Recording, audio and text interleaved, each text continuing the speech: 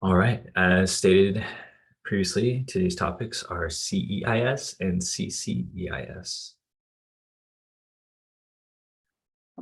Here is a little bit about who we serve. About 500,000 students, a little bit over 81,000 educators, and 197 districts. Here's also a statement to the left from Dr. Williams.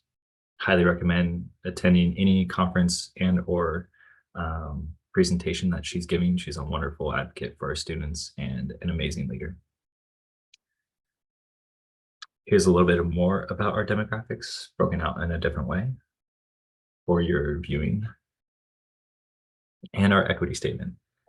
Depending on which lens you read this through, this is how ODE feels as if we present ourselves every day and what we work to do.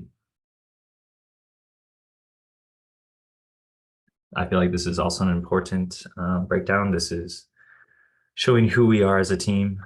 Here's Oregon Department of Education. There's Office of Enhancing Student Opportunities, and then there is Resource Management and Operations. This is where we sit. So we have a lot of nice departments that we get to collaborate with within our little organization here. And we will jump into the meat of the presentation. I'll pass it off to Thea. All right, so we are looking at CEIS and CCEIS. CEIS is Coordinated Early Intervening Services. This is an option that districts have that you can reserve up to 15% of your total IDEA Part B award to provide coordinated inter-early services for students ages 3 to grade 12 who are not currently identified as needing special educational related services, but need additional academic and behavioral support to succeed in the gen ed environment. So this just means that you can use IDEA funds for non-special education expenses as long as they are, and there's a little bit more here about some allowable uses, but to serve the students ages 3 to grade 12 who aren't currently identified for special education. The next slide is CCEIS, which is Comprehensive Coordinated Early Intervening Services. And this is mandatory if you are identified as significantly disproportionate. Our state, we're pretty lucky. We usually have very few districts that are identified as SIGDIS is what we call it. And so if you have been identified as SIGDIS, you will definitely know it. So if you haven't heard of significant disproportionality or CCEIS before, that is great news for you. And if you are familiar with it, then, that's just like another opportunity for us to support you guys and your students. So if you've been identified as significantly disproportionate, you will be required to set aside exactly 15% of your award and use it on these same purposes for students who are not identified as special education yet. And when you are in that significant disproportionality process, where you'll be working with your DSS, your district support specialist, and some program specialists on our team, they will help you go through this root cause analysis to figure out why you are identified as significantly disproportionate. And once you have this CCEIS, these dollars must be used to identify and address those factors. Yes, there's a particular emphasis placed on age 3, grade 3. I think, the early intervening part kind of speaks to that, that we are trying to give the kids the support they need before they get identified for special education services. Next slide. So this is just a little bit about SIGDIS. This is not so much a fiscal requirement element of IDEA. This is very much programmatic.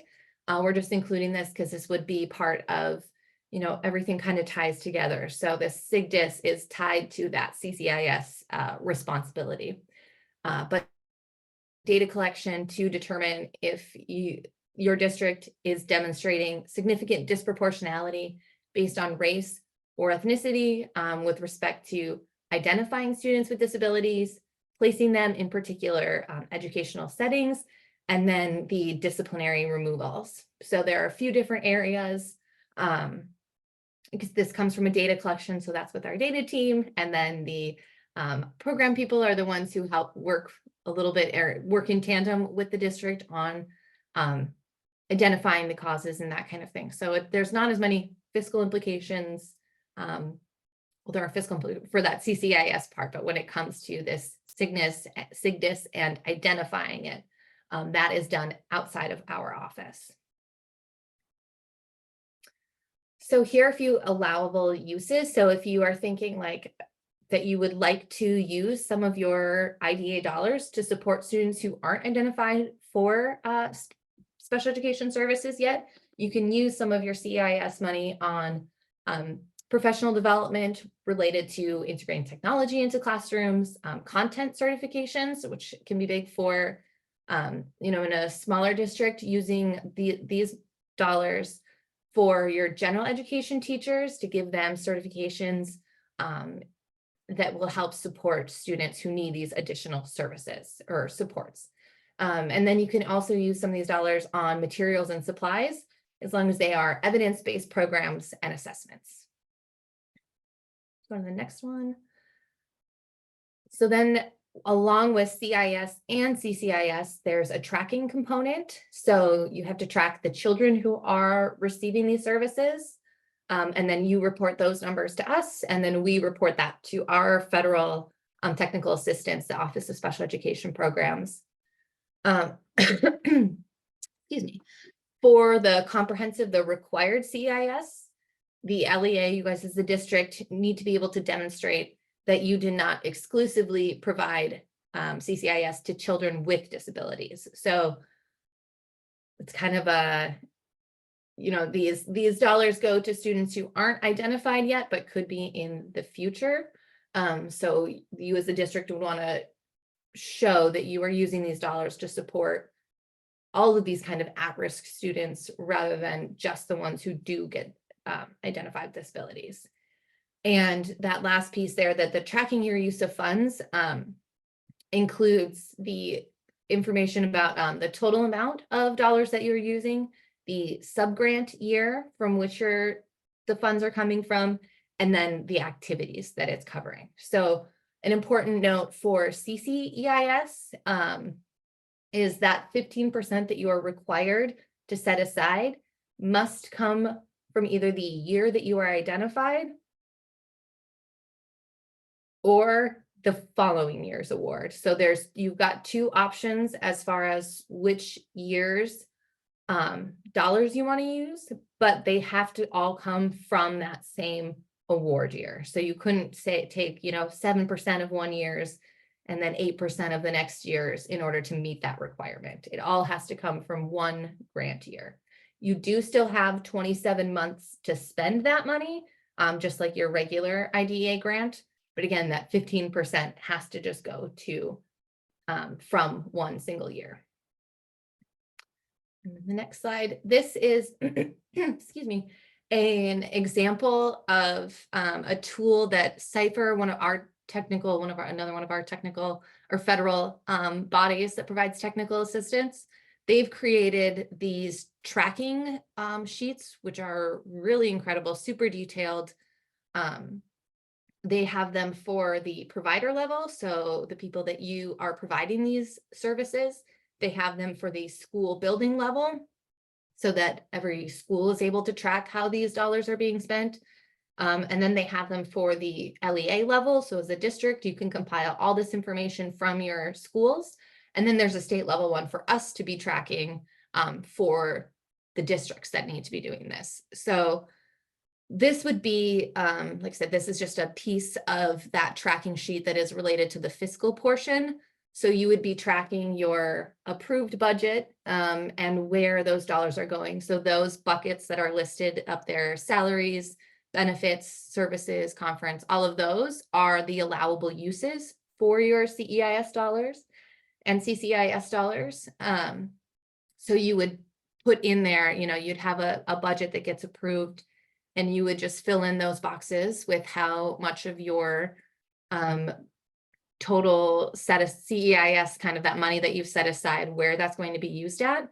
And then depending on when you report that, whether it's monthly, quarterly, like it says there over on that left green column,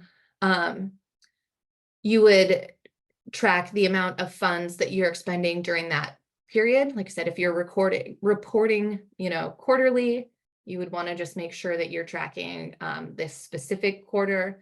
And then that line below that, that total amount funds expended to date, that will update as you continue to report. And then it has there, the amount of funds remaining, and then the funds carried over from the previous fiscal year. So that would be, like that 27 months that you have to spend these dollars, that they can carry over from one award year to that following that tidings period. But so that's a way for you to track that money year over year, even though it all has to come from that original grant year. I hope that wasn't too confusing.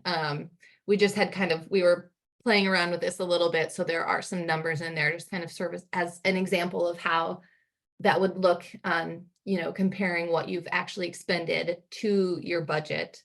And then, just on the right there, giving you your totals. So it's a pretty, if this is something your district is interested in doing and you are interested in looking at these tools, it's a really comprehensive tool. And it looks kind of complicated because there are a lot of lines and a lot of colors. But once you get into it, it's fairly straightforward and provides a lot of really solid information for you guys to be tracking how these funds are being used, and then helps us be able to, track that as well to report to the federal government.